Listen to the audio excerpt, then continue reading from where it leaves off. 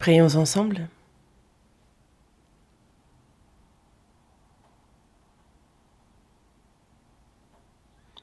Dieu notre Père, toi qui nous aimes, toi qui es miséricordieux. Dieu, nous étions éloignés de toi et agissions dans le péché. Nous suivions les convoitises de notre chair. Notre cœur était détourné par les choses vaines de ce monde.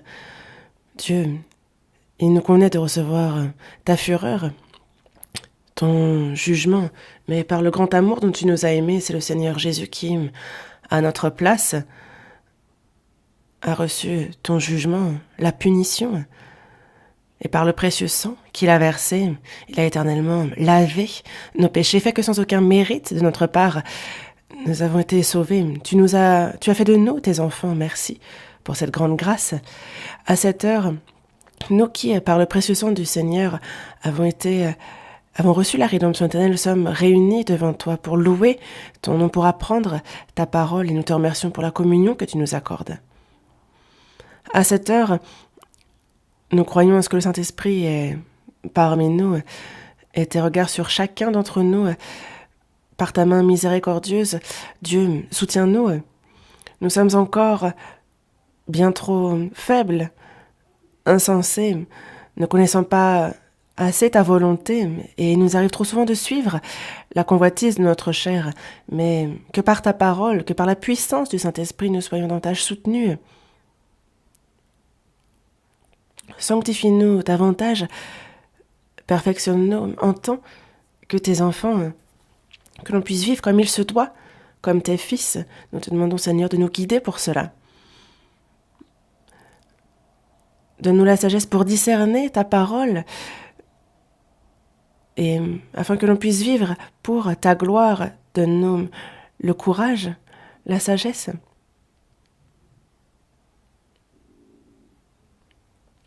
Et que non pas seulement en parole, mais que pour ta gloire et pour ta volonté sainte, pure, que nous puissions vraiment vivre pour elle. Nous prions afin que tu nous guides, que l'on vive ainsi. Ton Église dans toute la Corée, dans le monde entier, nous croyons et nous te remercions, Seigneur, car nous savons que tu la protèges. Tous les frères et sœurs qui sont dans les difficultés, Seigneur, par ta parole, par ton amour, par ta main puissante, soutiens-les, qu'aucun ne s'égare, que tous, pour ton évangile, pour ton œuvre, que chacun puisse être zélé dans sa vie et garde chacun d'eux. À tous les frères et sœurs qui sont dans la maladie, accorde-leur la santé, que le reste de leur vie puisse être vécu pour toi, pour la prédication de ton évangile. Accorde-leur encore cette occasion et nous prions ardemment pour eux.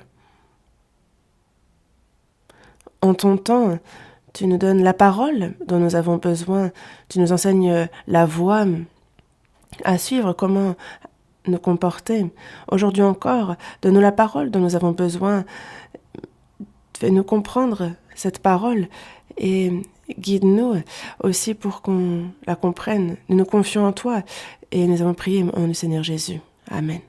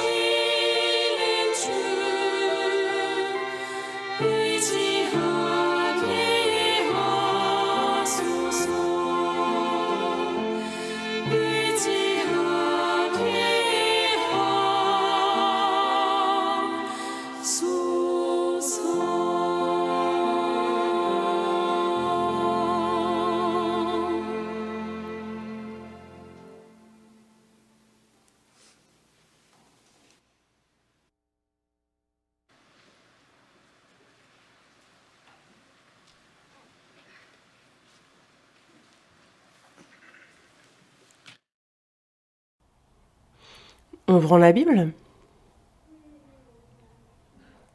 Épître aux Éphésiens, chapitre 4.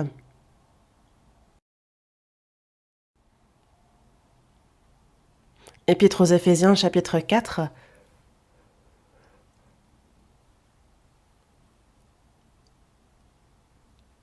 Chapitre 4, à partir du verset 13 jusqu'au verset 16. Je lis. Éphésiens, chapitre 4, du verset 13 au verset 16. Je lis.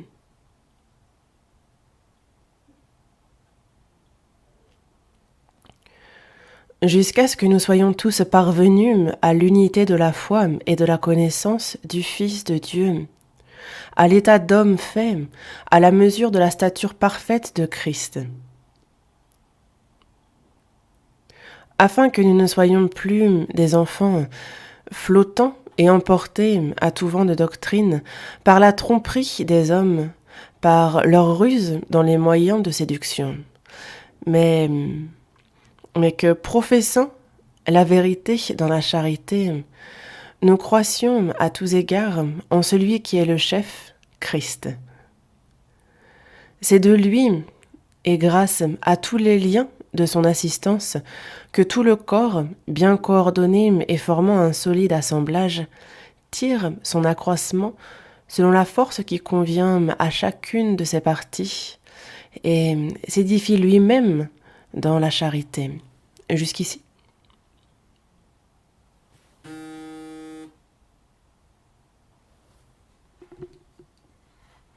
Et le dimanche matin, nous continuons à apprendre sur en quoi consiste la vie du chrétien, et en particulier sur en quoi cela consiste de vivre et de demeurer dans le Seigneur. Et on a les séminaires bibliques qui se poursuivent, non seulement en Corée, mais aussi dans toutes nos églises dans le monde entier, où on voit que l'évangélisation est active. Et c'est chaque jour que le nombre des sauvés augmente. Et nous prêchons l'évangile. À l'extérieur, c'est la volonté de Dieu, le salut des âmes. Et c'est aussi notre vœu ardent à nous qui sommes premièrement sauvés. Et c'est pour cela que nous sommes d'autant plus ardents dans la prédication de l'évangile. Et les saints sauvés désormais grandissent dans la foi. Et en tant que chrétiens, en tant qu'enfants de Dieu, en fait, c'est aussi à ceux qui ont été sauvés en premier d'aider ceux qui viennent d'être sauvés, de grandir dans la foi. Et ceux qui sont sauvés, s'ils ne vivent pas une vie de foi normale, alors, lorsqu'ils ne vivent pas comme il se doit en tant qu'enfants de Dieu, cela pose et cela peut soulever beaucoup de problèmes. Mettre au monde beaucoup d'enfants est une chose, mais sans les éduquer correctement, sans faire en sorte qu'ils croissent normalement, alors forcément que cela pose beaucoup de problèmes. Et ça soulève de nombreuses difficultés, mais c'est pareil dans la vie de foi. Et c'est un problème pour l'avenir de ces enfants aussi. De la même manière, nous, chrétiens sauvés, concernant ceux qui viennent d'être sauvés, ils viennent de recevoir le salut. Pensez, vous pouvez vous attendre à ce que la personne demeure dans l'église, et c'est ce qui est le mieux pour elle. Mais il y a encore beaucoup à faire. Prier toujours pour ces âmes, les guider, les aider. Il y a encore beaucoup à faire. Et il est nécessaire de continuer à apprendre justement pour maintenir sa vie de foi. Et c'est pour ça que les frères et sœurs qui ont été sauvés en premier, en tant que chrétiens, il nous faut vivre comme il se doit notre vie de foi. Car si ceux qui ont reçu le salut en premier ne vivent pas bien leur vie de foi, alors c'est un mauvais exemple qui est donné, et c'est donc un mauvais exemple qu'apprennent les nouveaux sauvés. Ils peuvent avoir justement donc pas la bonne attitude et un mauvais cœur. Demeurer dans le Seigneur, c'est vrai que je vous en parle depuis un bon moment déjà. Et dans Jean chapitre 15, verset 5, il nous est dit « Je suis le cep, vous êtes les sarments. Et donc celui qui demeure en moi et en qui je demeure porte beaucoup de fruits. » Il y a ce verset, n'est-ce pas? Déjà vous êtes purs à cause de la parole que je vous ai annoncée. Demeurez en moi et je demeurerai en vous. Demeurez en moi. Le Seigneur est le cep, et ceux qui sont sauvés sont les sarments attachés au cep, comme ça nous est dit dans ces versets. Et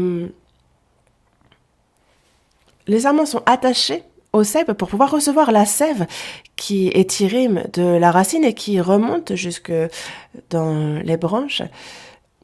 Et Dieu est le vigneron, celui qui s'occupe de ce cep. Et c'est donc Dieu qui est le vigneron. Et ce que Dieu veut, ce sont donc que l'on porte beaucoup de beaux fruits. Car il nous dit bien que justement, en fait, si on porte beaucoup de fruits, le Père sera ainsi beaucoup glorifié. Il est donc important d'être attaché au cep. Et c'est pour cela que, en fait, pour tous les sauvés, la question n'est pas de savoir combien j'ai de zèle, combien je fournis d'efforts. Ce qui compte, c'est comment je suis attachée au cep. Et donc c'est cette vie qui demeure dans le Seigneur. C'est ça qu'il nous faut apprendre. Et aussi,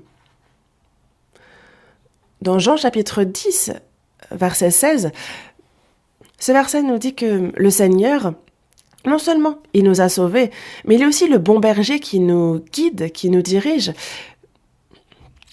Et c'est pour ça que nous sommes les brebis élevées, gardées par le Seigneur. Et les saints sauvés sont devenus un seul et même troupeau. Il y a un seul troupeau, un seul berger. Nous entendons la voix du berger, nous sommes guidés par lui, protégés par lui, et c'est lui et seulement lui que nous suivons. Et aussi, il y a plusieurs choses en quoi ça consiste de demeurer dans le Seigneur, dont l'une d'elles qui est, comme il est écrit dans la première épître aux Corinthiens, chapitre 12, verset 13, que le fait que nous avons tous été baptisés dans un seul esprit pour former un seul corps. Et quand on parle d'un seul corps, c'est que Jésus est donc le chef et nous sommes le corps attaché à la tête, attaché au chef. Il y a donc dans le corps la tête et le corps. Et quand on parle du corps, c'est tout ce corps, tout ce qui est attaché à la tête, tous les organes, tous les membres attachés à la tête. Et donc, nous sommes nombreux et nous sommes donc plusieurs membres, plusieurs organes qui forment un seul corps attaché au chef. Et c'est ça, l'Église, le corps de Christ. Nous, on a reçu le salut et nous ne sommes plus seuls. Nous sommes membres d'un corps, d'un troupeau.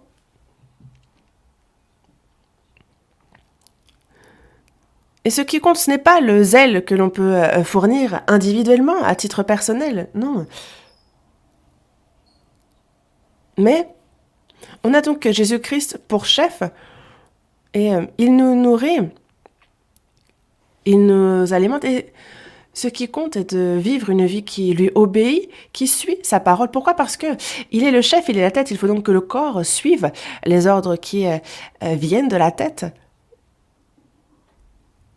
Et justement, il est le chef et il transmet au corps les ordres comme le corps le fait à travers les nerfs. Et c'est le Saint-Esprit qui nous fait connaître aussi la parole de Dieu, sa volonté. Et il nous donne également la force de pouvoir la pratiquer et demeurer en lui, demeurer dans le Seigneur. C'est cela. En réalité, demeurer dans le Seigneur est quelque chose qui, pour ceux qui ne sont pas sauvés, qui leur est impossible de comprendre. Et c'est vrai qu'une personne sauvée, mais si elle n'étudie pas ça en profondeur, il est pourtant très important qu'elle le sache, mais ça peut rester un mystère pour elle si elle n'étudie pas ça. Je vous parle donc de demeurer dans le Seigneur. La vie du chrétien, fondamentalement, en fait, c'est vraiment important de demeurer dans le Seigneur. Pourquoi ? J'en parle parce que certains sont sauvés, mais ne demeurent pas dans le Seigneur. Déjà, vous êtes purs à cause de la parole que je vous ai annoncée. Demeurez en moi et je demeurerai en vous. Et il nous dit cela parce qu'il se peut que certains ne demeurent pas en lui. Un jeune enfant, il est dans les bras de sa mère, il reçoit l'amour de ses parents, il est protégé par sa famille et il grandit tout naturellement. Et on ne dit pas à cet enfant « ne pars pas, reste là, ne pars pas, reste dans la maison ». Il n'est pas nécessaire de lui dire de telles choses. Mais s'il grandit un peu, en fait, il peut de lui-même quitter la maison, chercher à faire comme ça lui chante. Mais un bébé ne le peut pas. Mais nous qui sommes chrétiens, sauvés, ce qui est né de nouveau, c'est notre âme. Notre chair, elle, n'est pas encore née de nouveau. Nous sommes spirituellement devenus enfants de Dieu, mais notre corps encore n'est pas, elle, enfant de Dieu. Avant que le Seigneur ne revienne et que notre corps soit transformé, nous avons toujours cette nature, ce vieil homme en nous, cette chair qui demeure. Et c'est pour ça que si nous ne vivons pas, si nous ne marchons pas selon l'esprit, alors nous suivons la chair. Alors qu'il nous est bien dit justement de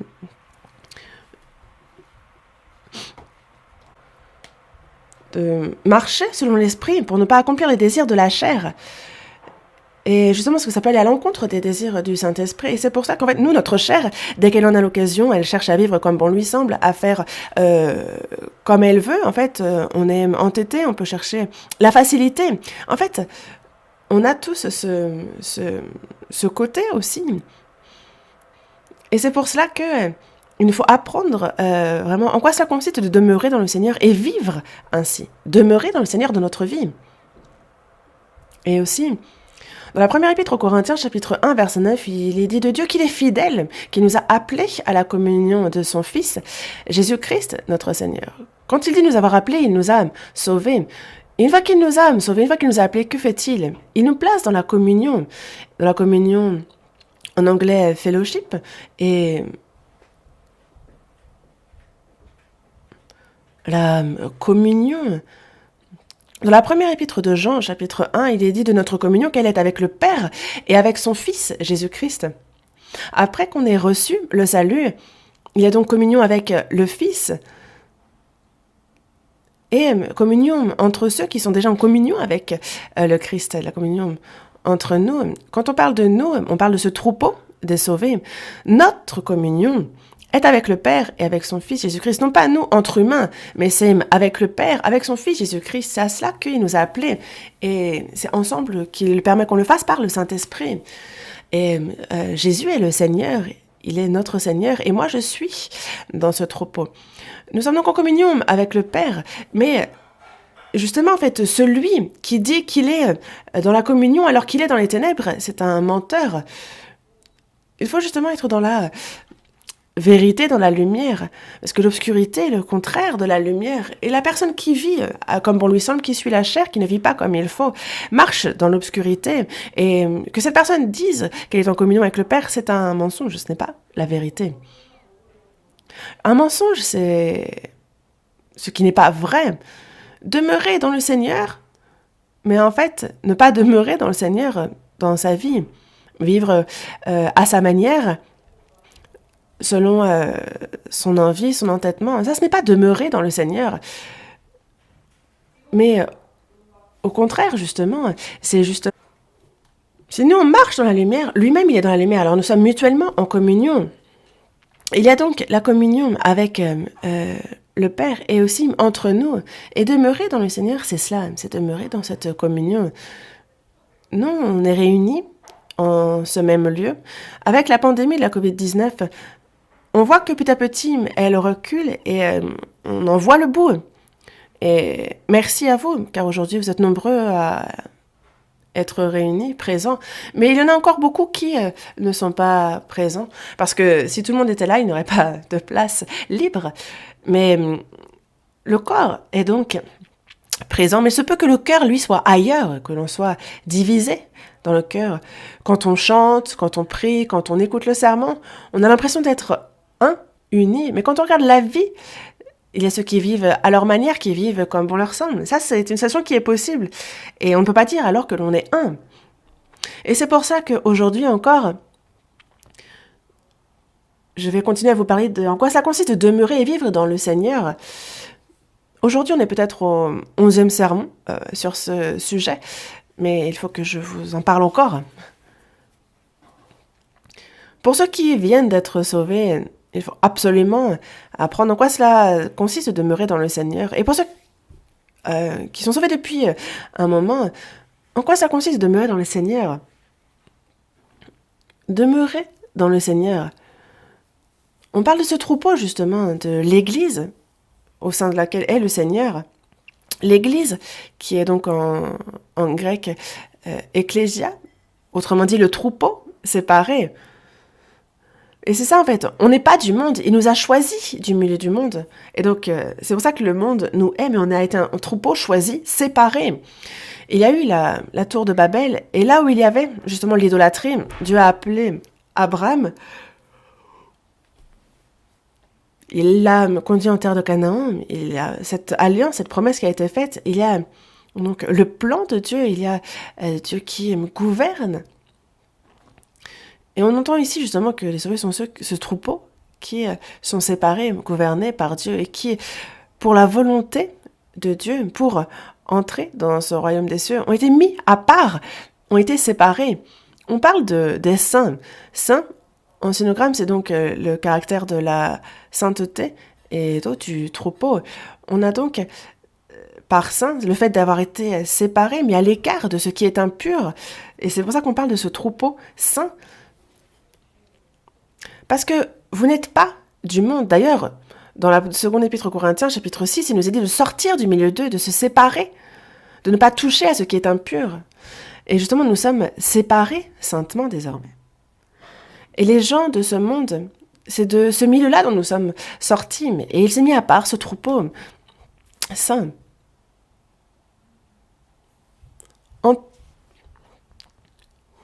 en nombre. On n'a pas les chiffres. On est peu nombreux. Et parce qu'il est bien dit d'entrer par la porte étroite, car la large est la porte, spacieux c'est le chemin. Spacieux est le chemin qui mène à la perdition. Il y en a beaucoup qui entrent par là, mais étroite est la porte et resserré le chemin qui mène à la vie. Il y en a peu qui les trouvent.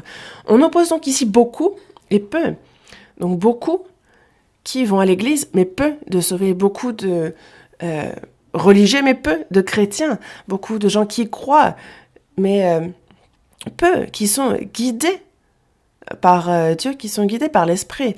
Et donc c'est dans ce troupeau-là qu'il faut que moi je sois. Et c'est pour ça que, concernant notre propre vie, il nous faut nous observer. Se poser la question, est-ce que véritablement je vis comme il se doit en tant que chrétien? Est-ce que ma vie est digne de ma position? Et c'est à la lumière de la parole que l'on examine cela. Les chrétiens ont compris la grâce de Dieu et ont reçu le salut. Et en même temps, ils sont donc baptisés dans un seul esprit. Et nous formons un seul corps. Donc les sauvés forment un seul corps, le corps de Christ. Et ça, ce n'est pas le fruit de nos œuvres. C'est l'amour inconditionnel, la grâce inconditionnelle de Dieu. Je suis né de nouveau, j'ai reçu le salut, j'ai reçu un seul esprit. Et nous sommes devenus un seul corps, et par cet esprit que nous avons reçu, et c'est par la grâce inconditionnelle de Dieu que cela a été rendu possible.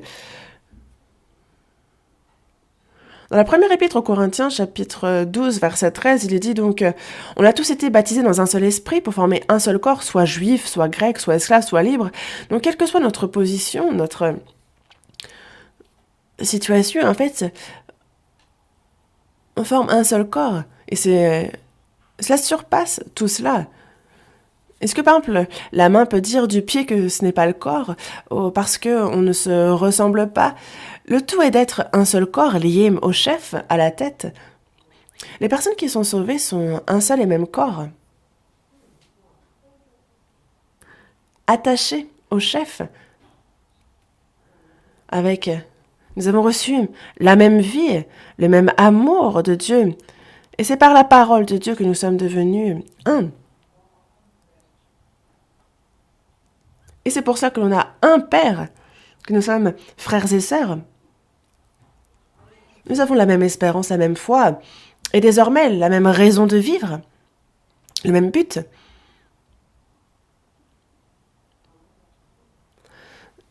Et nous vivrons éternellement ensemble à l'avenir dans le royaume des cieux. Et c'est vraiment extraordinaire. Et ceux qui doivent vivre éternellement ensemble dans le royaume des cieux, il faut que sur cette terre aussi, ils vivent ensemble. Et c'est pour cela que nous, on peut ne pas encore réaliser, mais c'est un fait. C'est comme ça. En Christ, nous avons la même foi, la même espérance, nous avons le même but dans la vie. Nous partageons désormais aussi le même destin. Nous sommes une communauté en Christ. Est-ce que vous réalisez ça? Lorsque deux personnes se marient, hier encore, justement, en fait, je présidais la cérémonie d'un frère et d'une sœur. Et à chaque fois, en fait, je cite Matthieu, chapitre 19, versets 5 et 6, qui dit que, justement, Dieu a fait l'homme et la femme. Et donc, c'est un couple, ils sont partenaires. Lorsque Adam était seul, il a vu qu'il n'était pas bon à l'homme d'être seul, et c'est pour ça qu'il lui a donné une aide semblable. Et c'est pour cela que Dieu les a justement donné une aide semblable. Ils ne sont donc plus deux, mais ils ne forment désormais plus qu'un. Ils deviennent une seule chair. Et lorsqu'ils se marient, est-ce qu'ils se sont mariés connaissant complètement l'un l'autre? toute chose. Est né dans une famille différente. Un livre décrit le mariage comme l'union de l'homme qui vient de Mars et la femme qui vient de Vénus. Enfin, j'ai juste vu le titre, hein, j'ai pas lu le contenu de ce livre, mais en tout cas, en fait, c'est deux personnes qui n'ont rien à voir ensemble, qui se rencontrent. Ils ont grandi dans des environnements différents, ils n'ont rien en commun, ils ont justement deux caractères différents, tout est différent. Et c'est évident. Mais pourtant, pour la simple raison qu'ils s'aiment, justement, ils ne forment qu'un. Donc ils s'aiment l'un l'autre, et désormais, c'est toute leur vie qu'ils vont partager tout, leur destinée, le meilleur pour le pire, et ils vont vivre ensemble. Et ils ont certes un caractère différent, une manière de vivre différente. En fait, ça ne colle pas, ça ne va pas ensemble. Mais c'est d'ailleurs pour ça que c'est inconfortable. Ils se disputent aussi. Ils disent « Oh là là, mais si j'avais su, je ne me serais pas mariée. » Et les gens de ce monde, en fait, des fois, un rien font que les gens se séparent, n'est-ce pas? Ils rencontrent quelqu'un d'autre. Mais est-ce que vous allez trouver quelqu'un qui vous correspond parfaitement? Non, c'est impossible. Et justement, il y a quelqu'un demandait à un ordinateur de lui présenter la personne qui lui correspond parfaitement.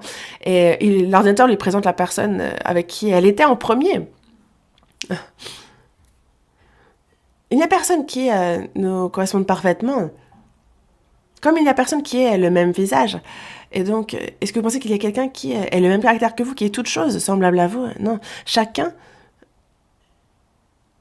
personne est différente, et quand elle se rencontre, déjà, Dieu en a fait un couple,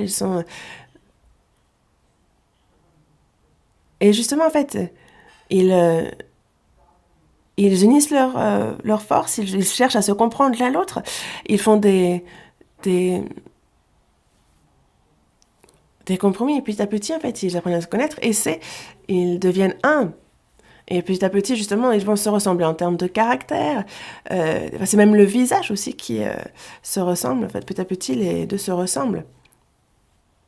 Et plus tard, il y a beaucoup d'efforts fournis pour élever les enfants.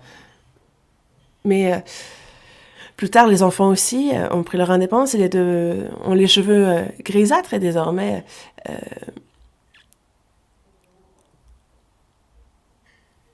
ils sont tous les deux, et chacun se dit à l'autre tu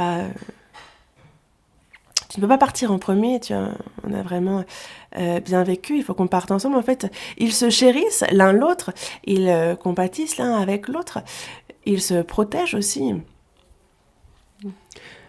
Et il n'y a plus justement d'égoïsme. Et c'est là l'amour vraiment sain. Non pas un amour émotif ou personnel ou charnel. Petit à petit, les chrétiens, justement, laissent de côté le charnel, l'émotionnel, le côté individuel. Et petit à petit, cet amour ressemble à celui du Seigneur, et il se tourne vers ce qui est éternel, vers un amour parfait. Et c'est parce que nous sommes parfaits que nous sommes un. C'est lorsque nous étions vraiment instables, lorsque nous avions encore beaucoup de péchés, c'est là qu'il nous a appelés à former un seul corps. Et c'est en demeurant dans ce corps, en grandissant parmi ce corps, que petit à petit, il nous perfectionne.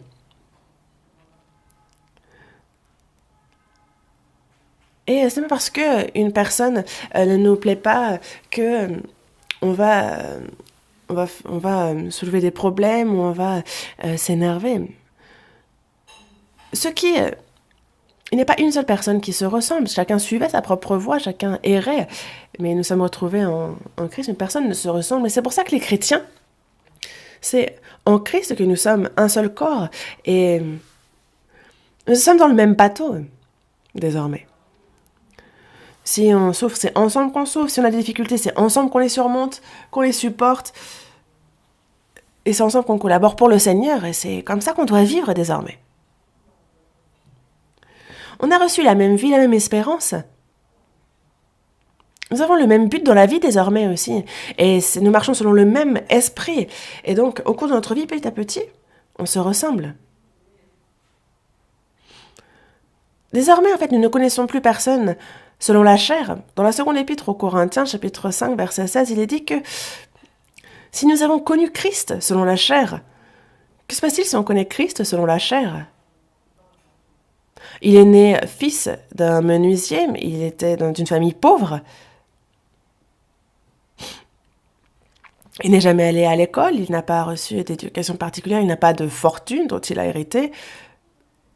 Il avait simplement quelques disciples aussi, incultes et pauvres, qui le suivaient. Mais la puissance de Dieu était avec lui, et il a accompli beaucoup de miracles, mais beaucoup de religieux juifs l'ont haï, persécuté, disant « Ah, il est fils d'un menuisier de Nazareth », et c'est pour ça qu'ils l'ont crucifié.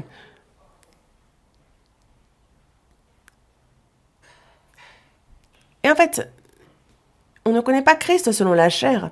Parce que lui, il était comme un rejeton qui sort d'une terre desséchée. Il n'avait ni beauté, ni éclat pour attirer nos regards. En fait, il n'avait rien pour nous plaire. Et quand les gens dessinent Jésus, c'est certainement, ils en font un beau gosse, mais non. Est-ce que c'est bien ça, le visage de Jésus? Non. Il n'y a pas une seule photo de Jésus, et c'est pour cela que on ne sait pas. Mais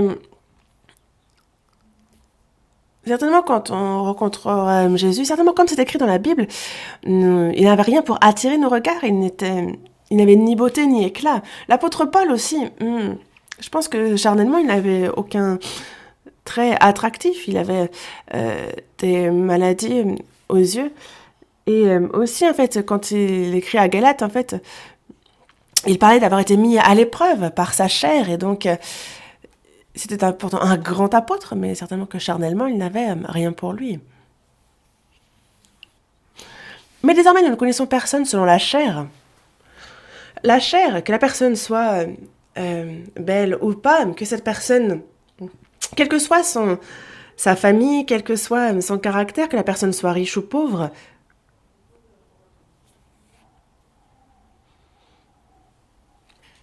tout cela sont des choses charnelles. Pourquoi? Parce que ce sont des choses qui, d'ici peu de temps, vont disparaître. Désormais, pour la simple et bonne raison que nous sommes nés de nouveau, nous avons la même vie, la même espérance, le même but dans la vie, et c'est pour cela que nous sommes un. C'est en cela que nous sommes un. Même si la personne ne nous correspond pas trop, se disant qu'elle ne nous plaît pas trop, est-ce que c'est pour autant qu'on se retrouve seulement avec les personnes qu'on apprécie?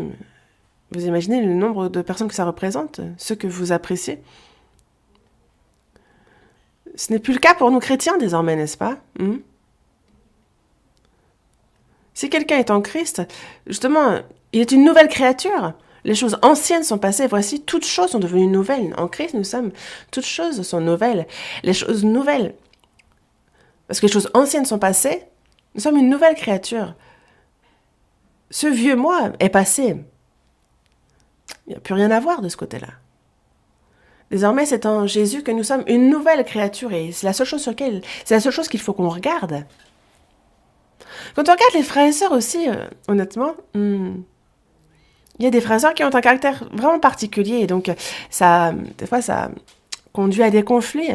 Disant, ah, il y a telle sœur, machin, tel frère, truc bidule. Mais ce qu'il faut savoir, c'est que chacun a des défauts, des faiblesses, mais il y a aussi des qualités chez chacun. Il y a aussi non seulement des défauts, mais aussi pas seulement. Il se peut même que cette personne ait davantage de défauts. Il suffit de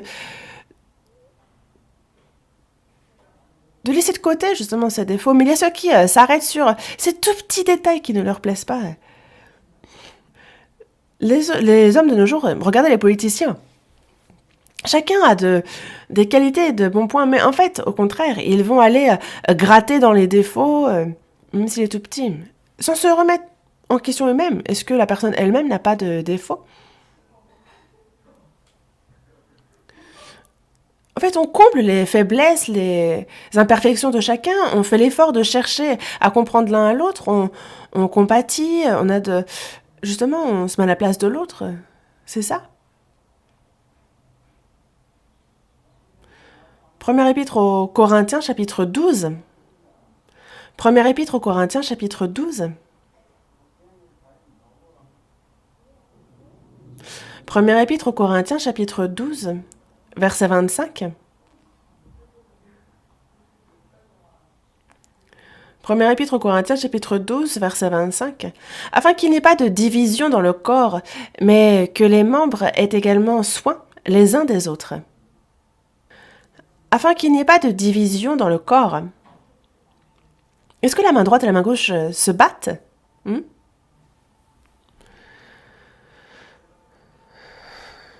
Imaginez, il y a la bague de fiançailles qui est à la main gauche. Est-ce qu'il y a le doigt à côté, se dit, ah, pourquoi c'est toi qui as la bague? Pourquoi on ne peut pas la mettre au majeur? Pourquoi on le met à la main gauche et pourquoi on ne peut pas le mettre à la main droite? Est-ce que les mains se disputent pour ça? Non, en fait, dès que elle se marie, la main gauche à la bague est à la main droite qui apprécie, qui la touche aussi. Tout le corps se réjouit parce que justement, en fait, si un membre souffre, tous les membres souffrent avec lui. Si un membre est honoré, tous les membres se réjouissent avec lui. Est-ce que, par exemple, quand on se tape le doigt avec un marteau, on fait « Ah !» Est-ce que... En fait, on va vite à l'hôpital, on trouve vite une solution. Soit, en fait, on part à l'urgence, on apporte les premiers soins, n'est-ce pas? Mais est-ce qu'il y a l'autre doigt qui va dire « Allez, bien fait, tu te la ramenais, pourquoi tu t'es mis sous le marteau ?» Est-ce que c'est ce que disent les autres doigts? Est-ce que c'est ce que la main droite dit à la main gauche? Non, en fait, afin qu'il n'y ait pas de division dans le corps, mais que les membres aient également soin les uns des autres. Avoir soin, s'aider, s'entraider vraiment les uns les autres. Qu'il n'y ait pas de division. Et pourquoi on a tant de division dans l'Église? Il y a un problème?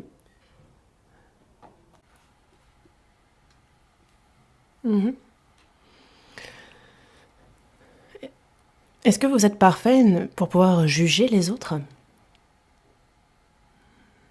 Dans la vie à l'Église, c'est quelque chose qu'il faut considérer comme important.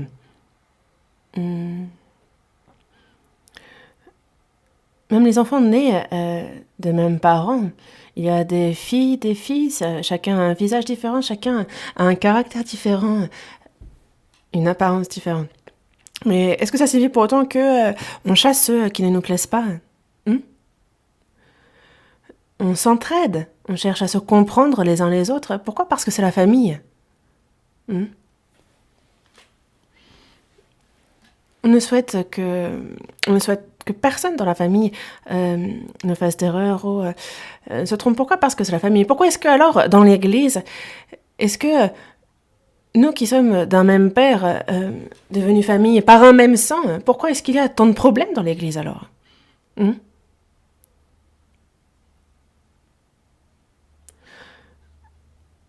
Être unis par le Saint-Esprit, c'est bien plus important que le lien du sang.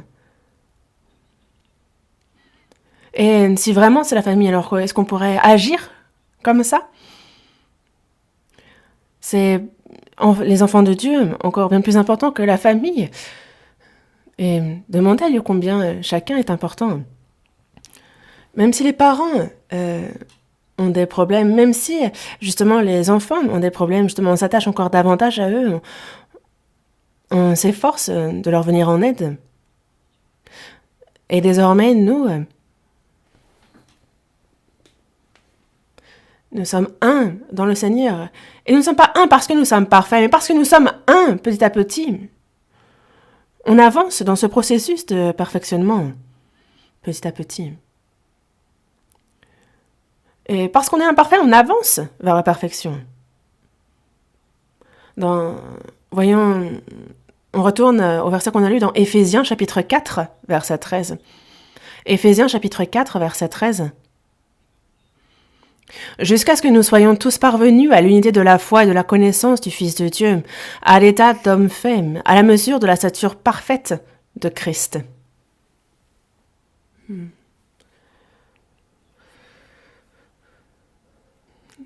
Nous sommes donc parvenus à l'unité de la foi et de la connaissance du Fils de Dieu. Maintenant, donc il y a ceux qui croient en un Dieu. En fait, pourquoi il y a tant de dénominations, des centaines? Et même entre même dénominations, elles se disputent. Parce qu'ils donnent le baptême. Il y a les baptistes, après on a les méthodistes, on a les presbytériens, ceux qui veulent la sanctification, l'église des saints, ceux qui croient à l'avènement du Seigneur, les adventistes, ceux qui louent, donc ceux qui prient. Et si on veut, on peut mettre autant de noms qu'on veut. Oh, on peut arriver à des milliers de dénominations. Mais est-ce que elles vont ensemble, ces dénominations? Non. Certains vont dire, pourquoi vous vous êtes appelés, vous, les baptistes? Si on ne met aucun nom, après les gens disent, ah, ils ont pas, c'est une église sans nom. Donc dans tous les cas, on est en Corée du Sud, c'est pour ça que c'est Corée du Sud, parce qu'on croit en Jésus, il y a Jésus, et parce que le baptême, c'est baptiste. Lorsque quelqu'un naît, il faut lui donner un nom. Et quelqu'un qui n'aurait pas de nom, oh, bizarre, c'est drôle, il y a même des gens qui n'ont pas de nom. Et donc si on appartient à aucune dénomination, après on nous dit quelque chose parce qu'il n'y a pas de dénomination, et quand on en met une, on nous dit quelque chose parce qu'on en a une. Mais il suffit d'être unis, d'être parvenu à l'unité de la foi et de la connaissance. Pourquoi cette dénomination? C'est que la foi est différente, c'est que la connaissance est différente. Et sans parler justement de ces dénominations qui relèvent plus des sectes, qui est justement tout ce qui est se détourne complètement de la Bible, ces sectes-là. Mais il y en a qui ont des doctrines plus traditionnelles, mais qui n'ont pas la vie. Ça, c'est le problème. En fait, tous se dispersent. Mais il y a cette unité de la foi et de la connaissance du Fils de Dieu. Il faut être uni dans la connaissance pour être uni dans la foi. Pourquoi? Parce que selon comment nous connaissons les choses, en fait, cela change beaucoup. C'est important. Croire sans connaître, ça, on appelle ça de la superstition. Et savoir et être zélé, il y en a qui s'appellent ça vraiment juste les fous qui croient vraiment, ceux qui sont complètement fous. Il y en a qui meurent pour un Dieu qui n'existe même pas, pour Allah. Ça, c'est vraiment des fanatistes. Et les bouddhistes ne croient finalement en rien. En fait, il n'y a dans les textes rien qui dit de former un Bouddha, d'ailleurs.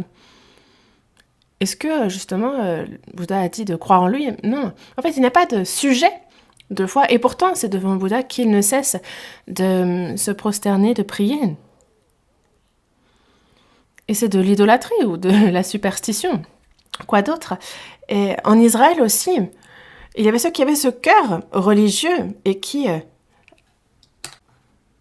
étaient capturés, mais ceux que ça a été l'habitude de prier. Ceux qui pensent que Dieu est un peu mieux que Bouddha. Mais en fait, il y a ces habitudes qui sont vraiment de l'idolâtrie.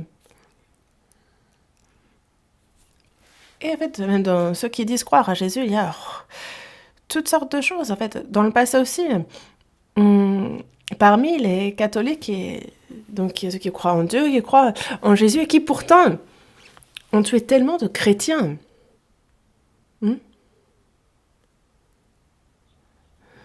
Même maintenant, au sein des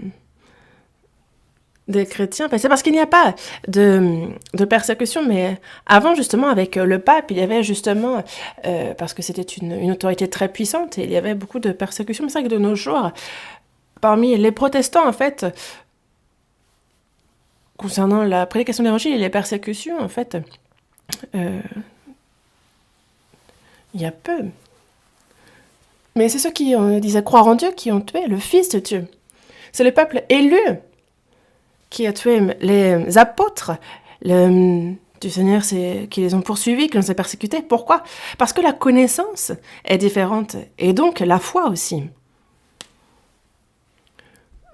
Nous qui sommes nés de nouveau, nous sommes parvenus à l'unité de la foi et de la connaissance du Fils de Dieu. à l'unité, n'est-ce pas? C'est différent.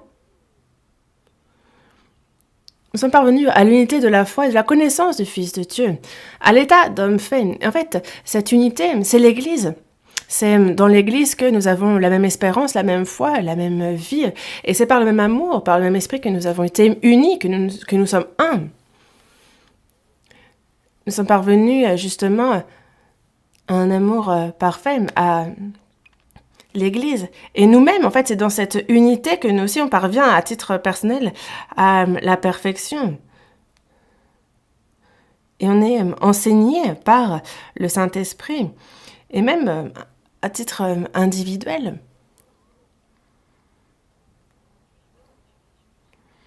Là où il y a le Seigneur, et dans l'Église dans laquelle agit le Saint-Esprit, c'est par l'amour, par sa parole, par son esprit justement qu'il nous a unis. Et ceux qui sont élevés en ce sein, justement déjà personnellement, se perfectionnent, mais l'Église aussi en fait, c'est ensemble qu'on grandit. Et notre Église aussi au tout début, c'était vraiment très très bruyant. Chacun justement criait ses opinions, cherchait à se battre. En fait, vraiment, le cœur battait la chamade. Et pourquoi? L'Église était jeune. C'est un peu comme des enfants que l'on réunirait et qui cherchent toujours à se disputer pour un jouet qui est même cassé. En fait, chacun le veut pour lui. Et donc, ils se battent, ils essaient ils se roulent les uns sur les autres. Et si se réunissent des gens qui sont jeunes dans la foi, c'est pareil aussi, c'est très bruyant, rien ne se passe comme ça devrait. Et en fait, la seule chose qui se passe, c'est que ça fait du bruit et ça chahute. Et maintenant, l'Église a grandi. Et désormais, c'est calme, en fait. On avance en silence. Et c'est pour ça qu'on peut aller jusqu'à pratiquer la mission à l'étranger. Est-ce que ça se fait tout seul? Non. Il faut que l'Église grandisse pour en arriver là. Parce que des enfants, qu'est-ce qu'ils peuvent faire? Ça peut être au contraire très grave s'ils se lancent dans la prédication à l'étranger. Mais parce que l'Église a grandi, alors justement, elle a pu aller jusqu'à prêcher à l'étranger dans plus de 70 pays. Et si Jésus ne revient pas dans les 10 prochaines années, on ne sait pas vraiment. Enfin, je suis impatient et mon cœur bat la chamade à l'idée de savoir ce que Dieu réserve pour ce monde. Moi aussi, je ne comprends pas comment est-ce que les choses sont passées aussi vite. Et chaque année, justement, le nombre d'églises à l'étranger grandit. Et donc,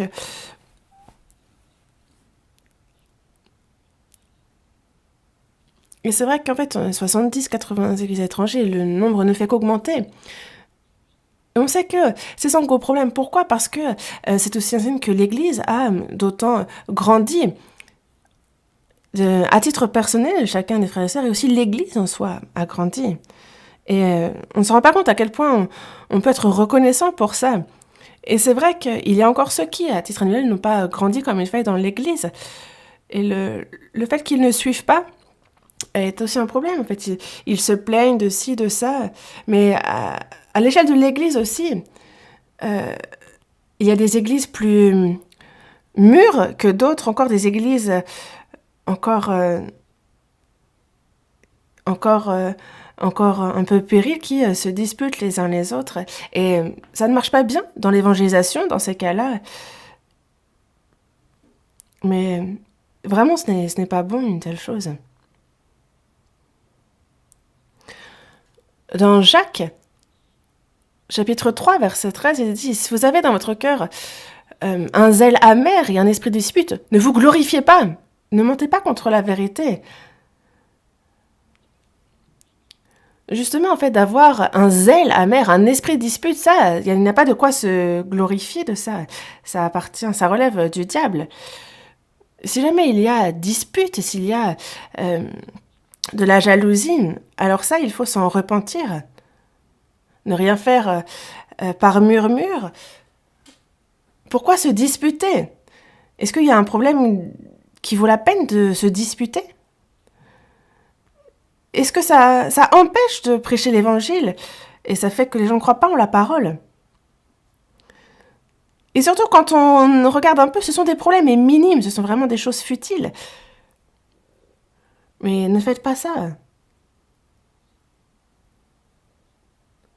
C'est justement ce qui attriste le Saint-Esprit, c'est ce que Dieu n'apprécie pas.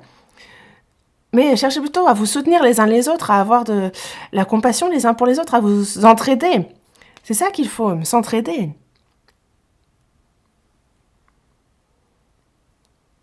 Dans le corps, il est bien dit qu'il ne faut pas qu'il y ait de dispute, mais il faut que chaque membre ait soin des uns et des autres. Si jamais le visage est un peu sale, on le lave. Si les pieds sont sales, on lave les pieds. Et si jamais il y a besoin d'aller aider, les pieds s'y rendent. En fait, on s'entraide vraiment. Est-ce que vous êtes parfait pour être seul? Nous, on ne peut pas. Il est fait en sorte, Dieu a fait qu'on ne puisse pas vivre notre vie de foi seul. Vous pouvez, vous?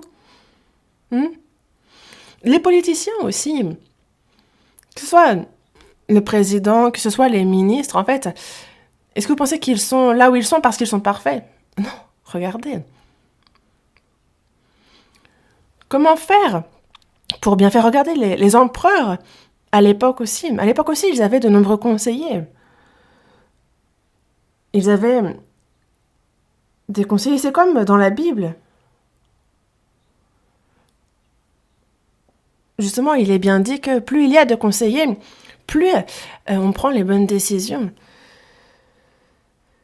Plus il y a de conseillers, plus il y a de gens sages, de gens qui pour indiquer la voie, il y a besoin justement de discussion. Parce que si jamais, justement, l'empereur dit n'importe quoi, les conséquences sont graves.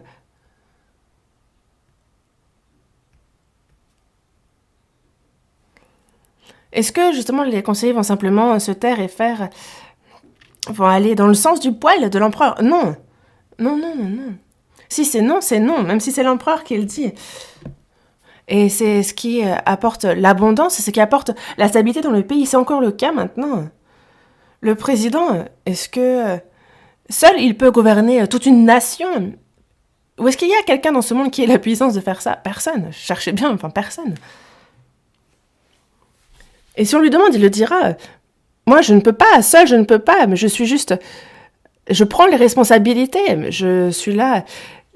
Mais il faut justement se choisir des hommes de main, des hommes pour travailler. C'est le cas, n'est-ce pas? Le pays est stable et sûr quand il y a beaucoup de conseillers. De parler de ça, c'est un peu délicat, mais il y a ceux qui, une fois devenus présidents, vont essayer d'asseoir leurs amis ou les leurs à leur côté. Mais ne faites pas ça vraiment. Bon, en termes, pour que ce soit les partis, que ce soit ce genre de choses, peu importe. Mais il y a ceux qui peuvent être utiles, les gens sages, les gens fidèles. Ce sont ce genre de personnes, les gens compétentes qu'il faut chercher. Alors, c'est ces personnes-là qui vont bien pouvoir remplir tel ou tel rôle. Et c'est pareil dans l'Église.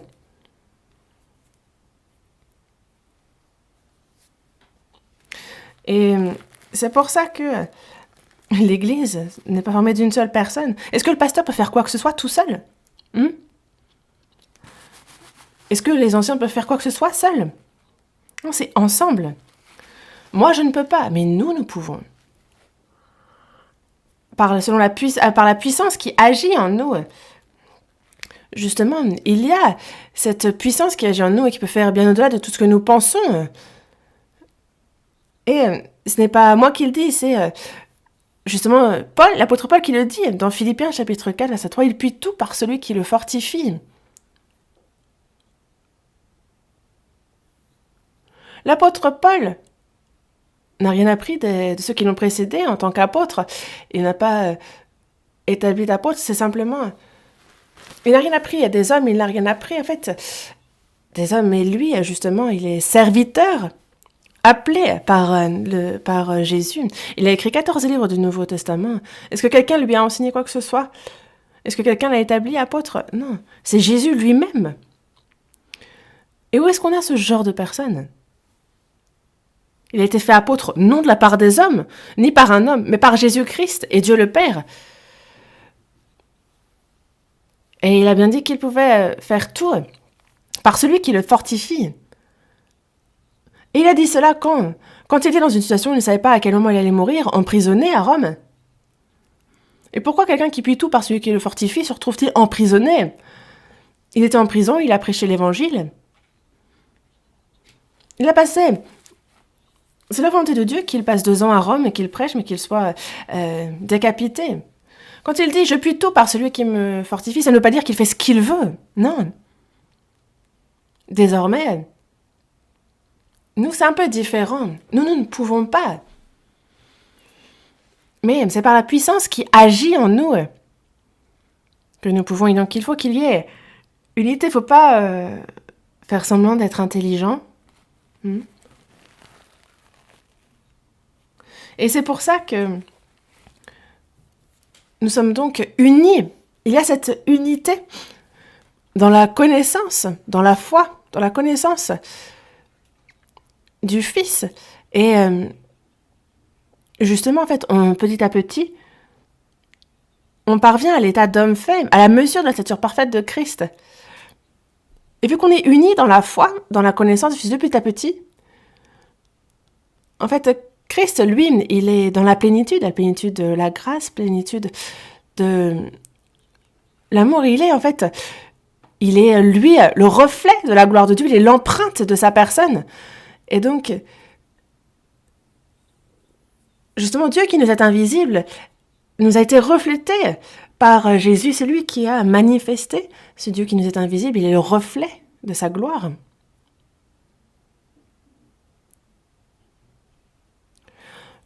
Le Seigneur est parfait, il est la plénitude en toutes choses. Et nous lui ressemblons toujours davantage à chaque jour. Dans Matthieu, chapitre 5, verset 48, il est dit « Soyez donc parfaits comme votre Père céleste est parfait ».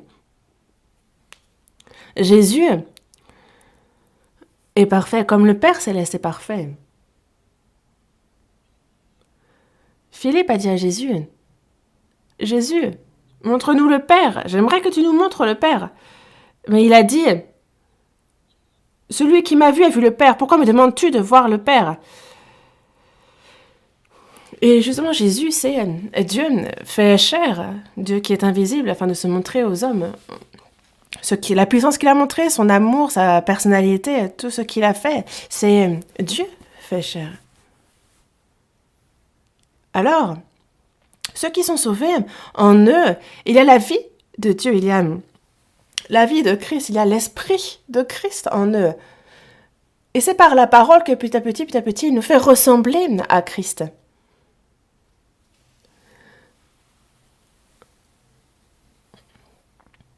Et c'est justement par l'unité de la foi, de la connaissance du Fils de Dieu, que l'on parvient à l'état d'homme fait, à la mesure de la stature parfaite de Christ. Il nous faut donc grandir, n'est-ce pas?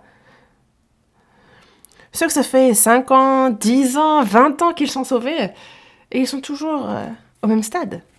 Non.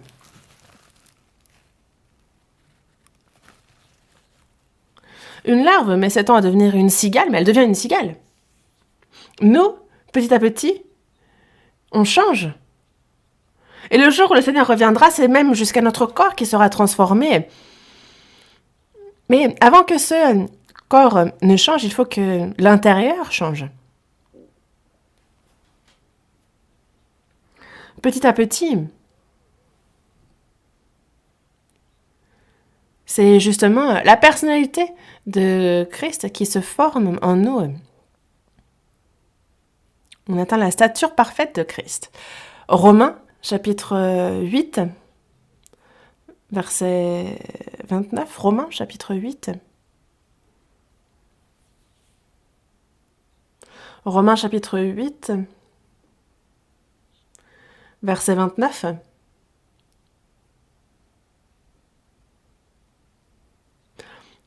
Romains, chapitre 8, verset 29. Car ceux qu'il a connus d'avance, il les a aussi prédestinés à être semblables à l'image de son Fils, afin que son Fils fût le premier-né entre plusieurs frères.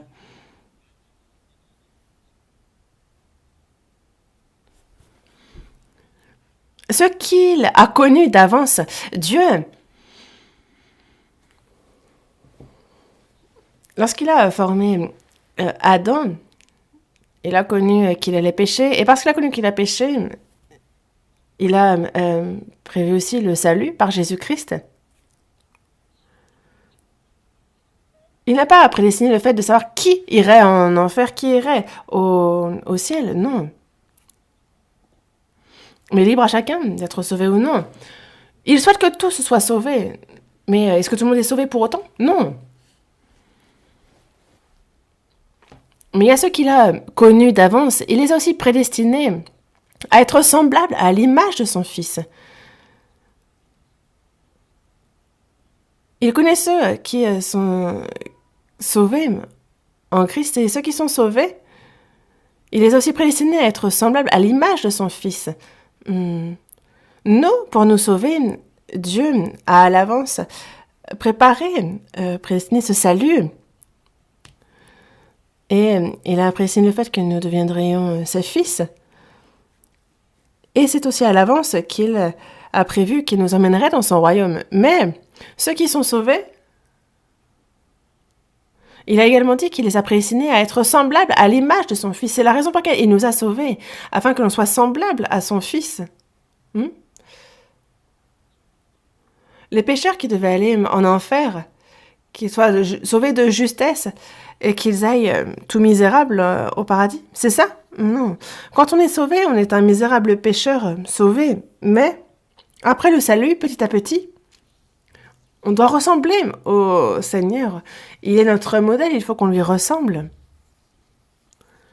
C'est le but pour lequel il nous a sauvés. Pourquoi nous avoir fait ses enfants? C'est afin que l'on soit semblable à l'image de son Fils. Et c'est ça ce à quoi il nous a prédestinés. Afin que son Fils fût le premier-né entre plusieurs frères. Jésus, avant qu'il ne meure sur la croix, il était fils unique. Seul enfant. Mais donc en fait, si le grain de blé tombe en terre et meurt, alors il porte beaucoup de fruits. Il a donné naissance à de nombreux de ses petits frères. Il était fils unique avant, mais il a ressuscité. Il est devenu l'aîné de nombreux frères. Et c'est pour cela que Jésus s'est adressé à Marie-Madeleine et lui a dit justement, va trouver mes frères et dis-leur que je monte vers mon Père et votre Père, vers mon Dieu et votre Dieu. Parce que celui qui sanctifie et ceux qui sont sanctifiés sont tous issus d'un seul. Et c'est pourquoi donc Jésus n'a pas honte de nous appeler frères. C'est vraiment des versets surprenants. Il est devenu l'aîné d'un grand nombre de frères. L'aîné. Alors, nous sommes des petits frères. Jésus est l'aîné. Mais alors, les petits frères doivent ressembler à l'aîné.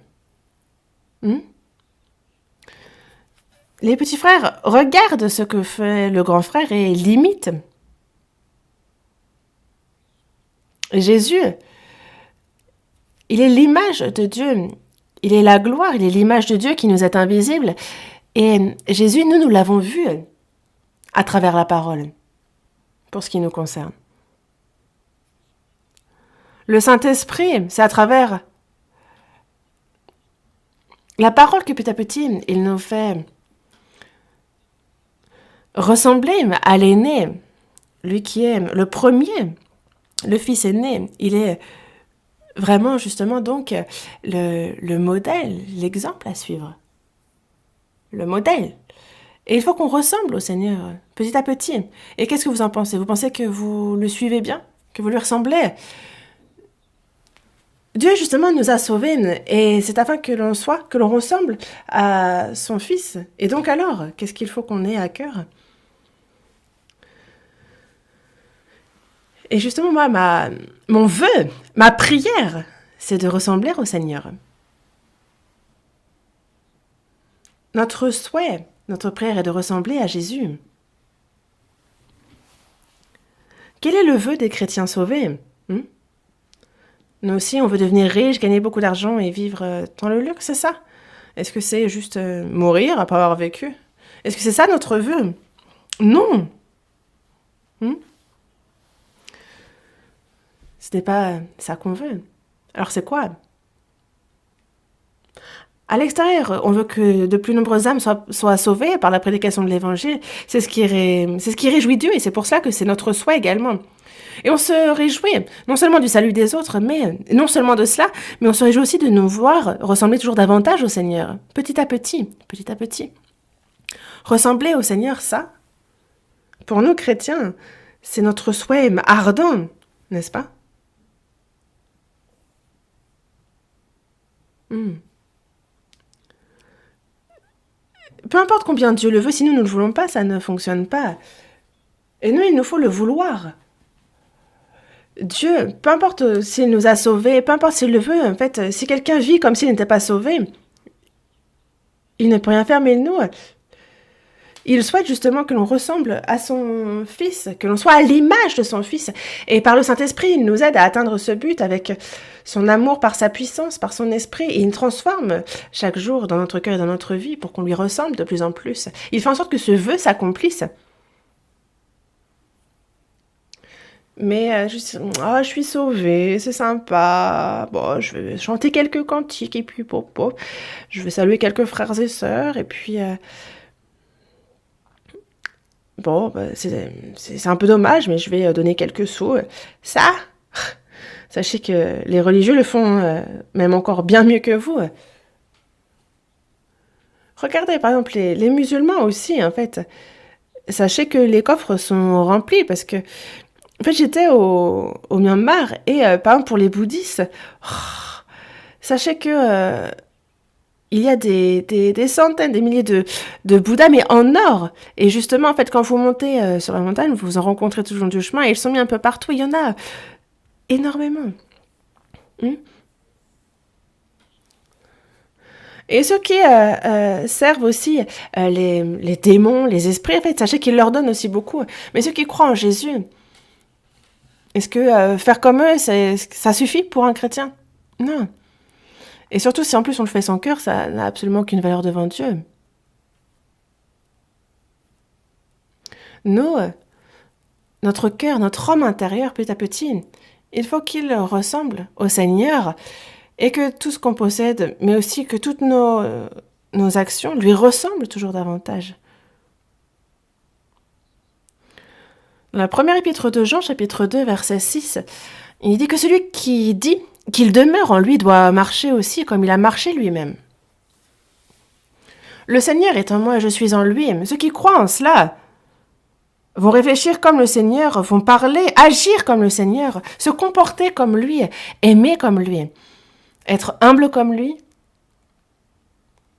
Petit à petit, il faut lui ressembler, n'est-ce pas? Parfois, on ressemble calmement au Seigneur et des fois, notre tempérament ressort. C'est comme le chat. Quand on lui donne à manger, pouf, il est tout calme.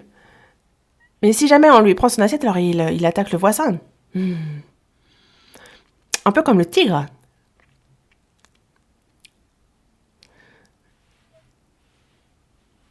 En fait, des bêtes sauvages, en fait, que si l'on titille, justement, ça sort. Et il y a ceux qui ont un tempérament très animal, vraiment cruel, qui mordent, pour qui on se pose la question, mais quand est-ce qu'ils vont ressembler au Seigneur? Seconde épître aux Corinthiens, verset 3. Seconde épître aux Corinthiens, verset 3.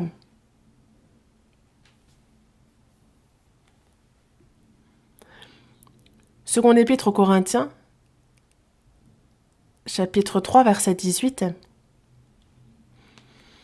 Nous tous qui, le visage découvert, contemplons comme dans un miroir la gloire du Seigneur, nous sommes transformés en la même image, de gloire en gloire, comme par le Seigneur l'Esprit. Moïse, sur le mont Sinaï, quand il est monté, qu'il en redescend, il avait le visage... justement, il avait comme qui brillait parce qu'il y avait la gloire de Dieu qui se manifestait sur son visage. Et le peuple d'Israël a pris peur. et lui demandant de mettre un voile sur son visage, lui disant qu'ils avaient peur. Mais nous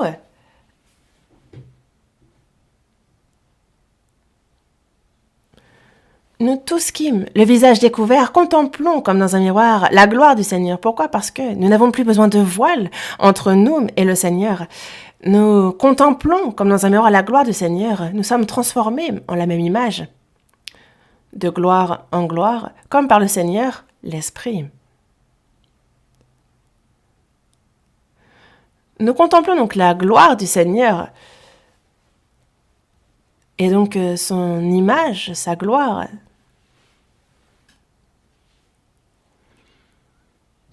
Nous sommes transformés en la même image. Donc petit à petit, justement, en fait, nous sommes transformés. C'est en cours, c'est un processus qui est lancé de gloire en gloire, comme par le Seigneur l'Esprit. Donc c'est l'Esprit qui, petit à petit, nous transforme pour que l'on soit à l'image du Seigneur. Il le fait petit à petit. Il fait en sorte que nous lui ressemblions petit à petit.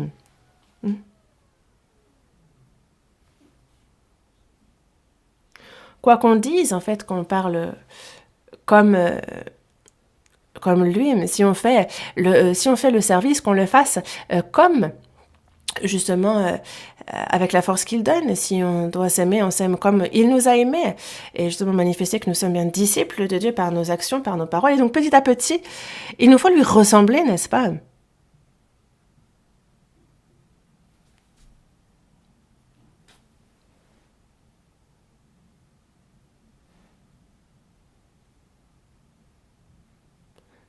Et nous,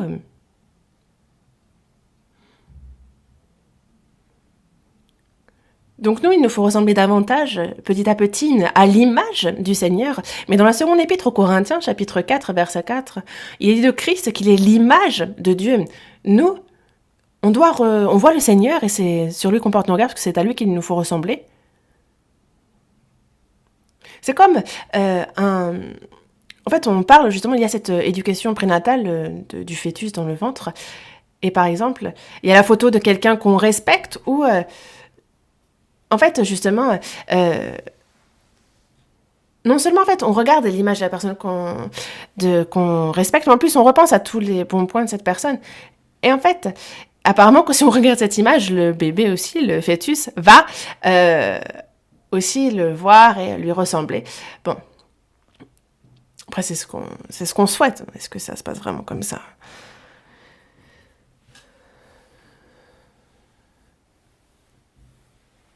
Mais justement, regardez comment ils ont fait le Bouddha. Très... Il a l'air très gentil, non?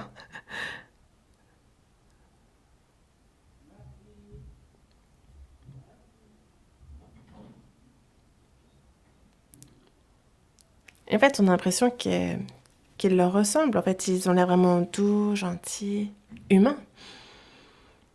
De l'extérieur, peut-être, en fait, les moines ressemblent peut-être au Bouddha, peut-être.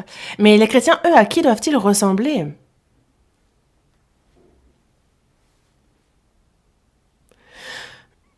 Ressembler à Jésus, c'est justement ressembler à l'image de Dieu, à sa divinité, avoir son cœur, petit à petit, petit à petit, petit à petit, lui ressembler, puis après, c'est jusqu'à notre corps qui sera divinement transformé.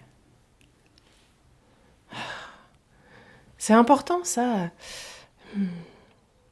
Et donc, petit à petit, on lui ressemble de gloire en gloire, petit à petit, comme par le Seigneur.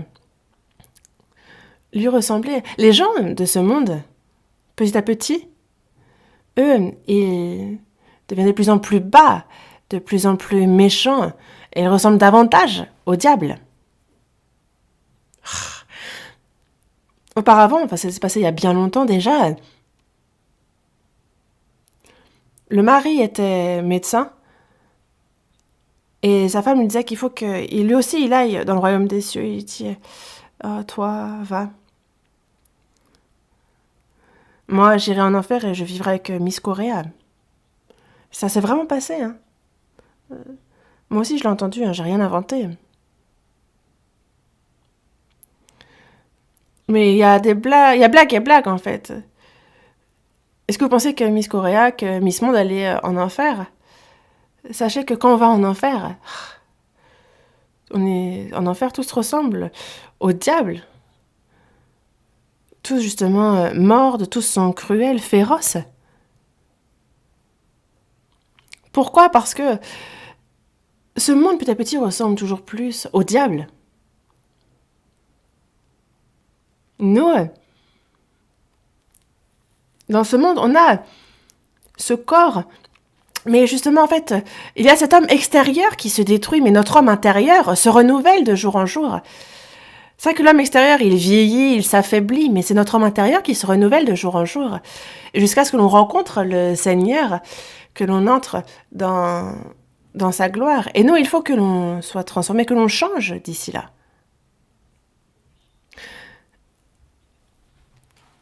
Et c'est ça, justement, grandir dans la foi. Dans Romains, chapitre 8, verset 17, on dit que si nous sommes enfants de Dieu, on est donc héritiers de Dieu et on est aussi co-héritiers de Christ. Si nous sommes bien enfants de Dieu, et surtout si toutefois nous souffrons avec lui, afin d'être glorifiés avec lui. Nous allons être glorifiés avec lui.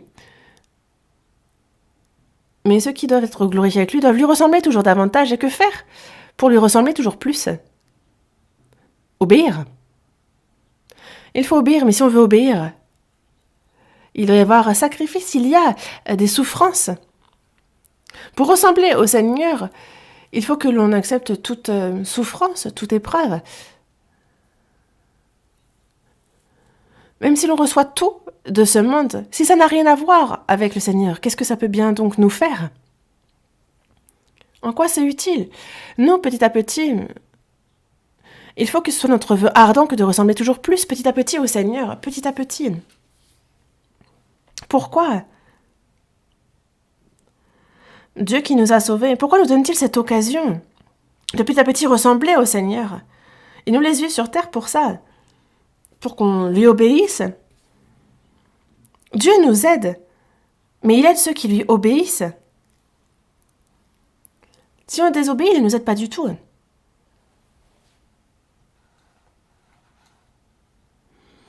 Quand on chante, quand on loue le Seigneur, on a l'impression que c'est bien un chrétien, mais la personne n'a pas du tout à cœur d'obéir. Alors Dieu le laisse aussi. Que la personne soit sauvée ou non, ça, on ne peut pas savoir.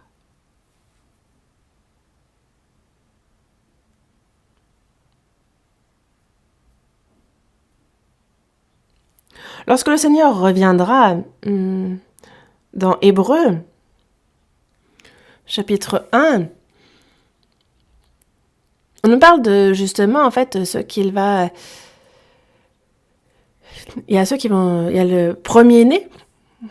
En fait, il y a le premier-né qui va revenir dans le monde. Ensuite, il va venir chercher tous ses frères. Dans Hébreux, chapitre 1, verset 6, si on pouvait l'afficher à l'écran, Hébreux, chapitre 1, verset 6. Moi, je vais boire un peu d'eau en attendant.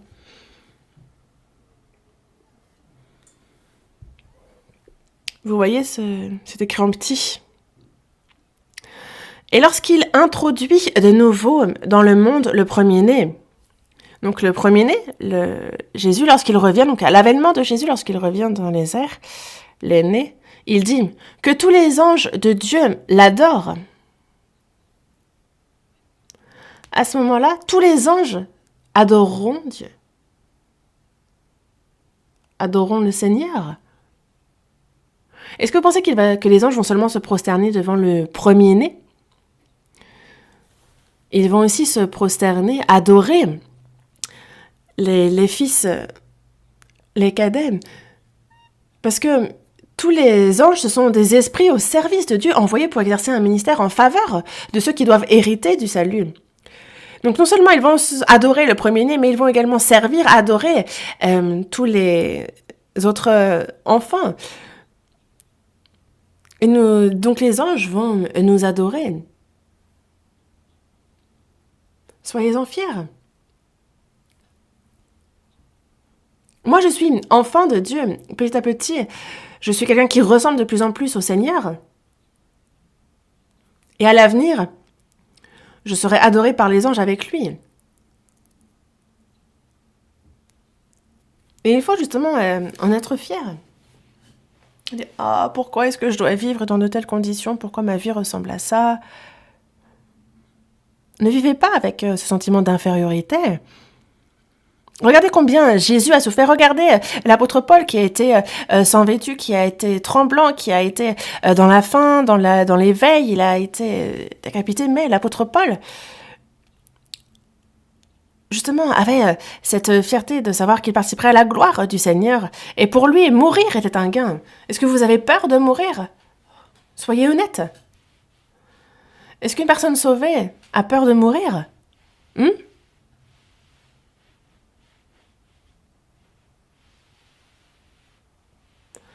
Que ce soit par la maladie, par accident de voiture, ou quelle que soit la façon dans laquelle on meurt, est-ce que vous avez peur de mourir?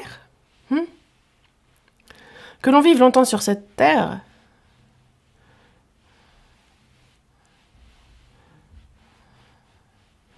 en fait, si on vit court ici, on vit longtemps dans le ciel. Vous préférez vivre longtemps au ciel ou longtemps ici?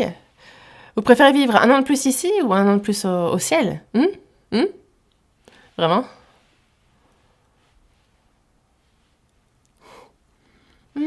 Vraiment?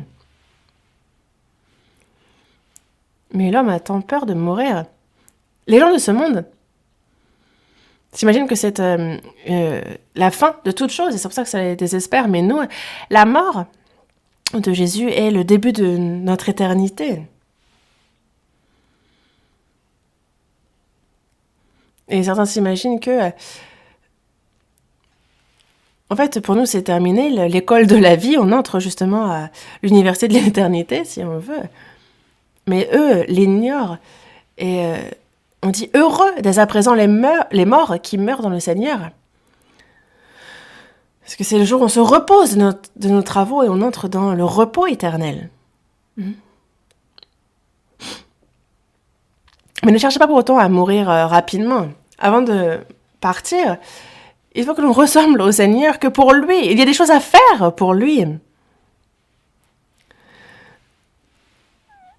Et ceux qui suivent leurs désirs dans ce monde parce qu'ils ont du mal à mourir, non, ça c'est misérable. Non, en fait, un chrétien qui vivrait pour lui, en fait, c'est vraiment bas, c'est vraiment vil. En fait, c'est une malédiction, ça. Vivre pour soi, souffrir pour soi, en fait, mourir pour soi, c'est quoi ça? Dans Romains, chapitre 14, versets 7 et 8, en fait, il est bien dit que nul de nous ne vit pour lui-même, et nul ne meurt pour lui-même, parce que si nous vivons pour le Seigneur, et si nous mourrons pour le Seigneur. Donc soit donc que nous vivions, soit que nous mourions, nous sommes au Seigneur.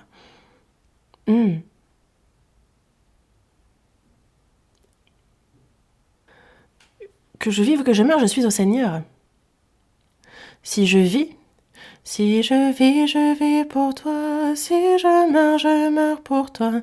Que je vive ou meure, je suis au Seigneur.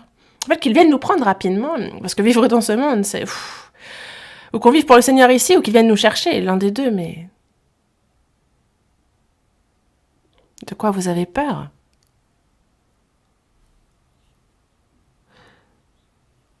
Il faut que notre vie de foi, justement, que notre foi grandisse aussi.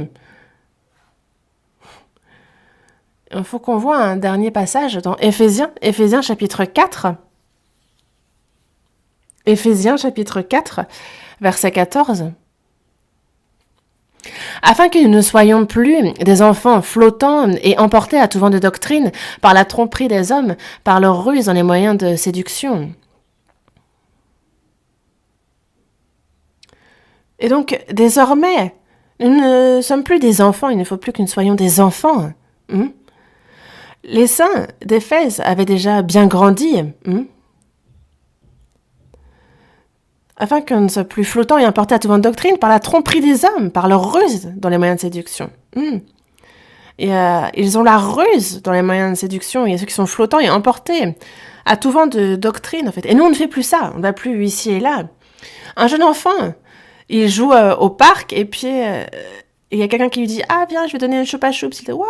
Puis il suit cette personne. Et il peut être kidnappé s'il ne fait pas attention. Mais dès qu'il grandit un peu, il dit « Oh, il est bizarre, le monsieur. Je pense qu'il faut le signaler à la police. » Et donc il ne va plus se laisser tromper.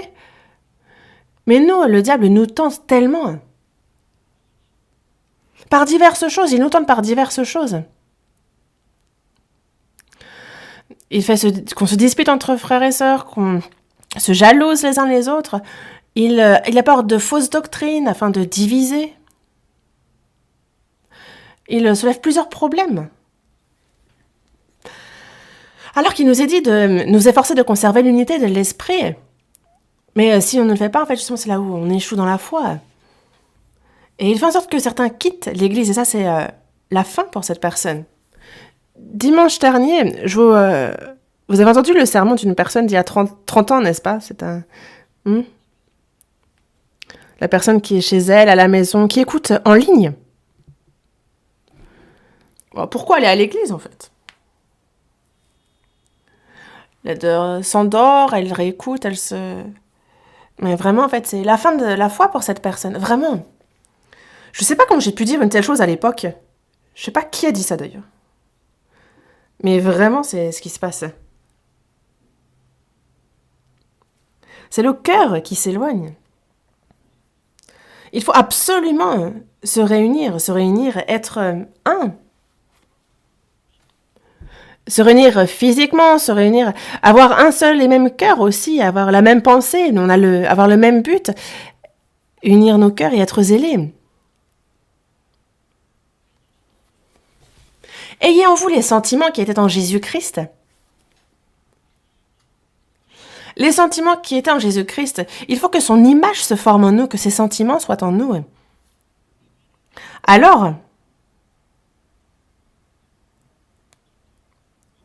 justement, on peut ne pas justement être emporté, flottant à tout vent par les fausses doctrines, par la tromperie des hommes, par leurs ruses et tous les moyens de séduction.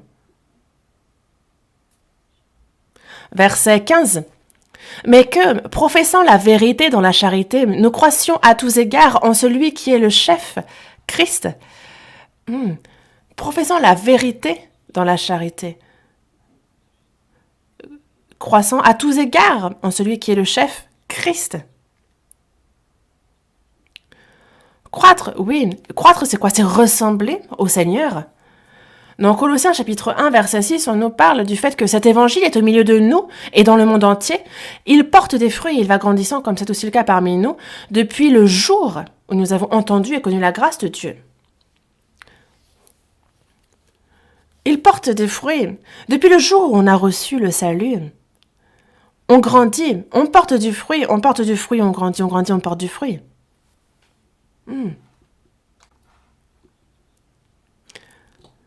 Afin que, justement, nous croissions à tous égards. Afin que, justement, on lui ressemble. Et quand notre cœur change, notre vie change aussi. Et donc, on ressemble davantage au Seigneur. Notre manière de penser, de parler, d'agir, de se comporter petit à petit, ça ressemble au Seigneur. Le Seigneur a bien dit, dans Matthieu chapitre 11, verset 29, « Prenez mon joug sur vous et recevez mes instructions, car je suis doux et humble de cœur. » Il est doux et humble de cœur. Prenez mon joug sur vous et recevez mes instructions. Et donc, recevoir ces instructions, c'est apprendre de lui ressembler. Dans Philippiens, chapitre 2, verset 5, il dit d'avoir en nous les sentiments qui étaient en Jésus-Christ. Petit à petit, justement, croître jusqu'à arriver à sa stature parfaite. De croître à tous égards en celui qui est le chef, la tête, Christ. La tête veut des choses et il faut que le corps bouge avec la tête pour que ça se passe comme ça doit se passer. Mais Jésus est la tête et d'un côté le corps comme il veut. Est-ce que ça c'est l'église attachée au chef, Jésus?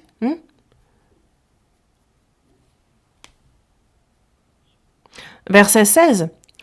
C'est de lui et grâce à tous les liens de son assistance que tout le corps, bien coordonné et formant un solide assemblage, tire son accroissement selon la force qui convient à chacune de ses parties et s'édifie lui-même dans la charité. Et donc il y a de la tête toute assistance, toute force qui vient de la tête. On est assemblé, coordonné, c'est un solide assemblage. Et donc, il y a un accroissement qu'on tire de la tête et le corps, l'Église grandit et se perfectionne. Ça, c'est la vie du chrétien, c'est le but dans notre vie de chrétien, notre but. Le but pour lequel le Seigneur nous a sauvés. C'est ce qu'il nous faut faire. Je m'arrête ici aujourd'hui. Prions. Dieu notre Père, toi qui es miséricordieux,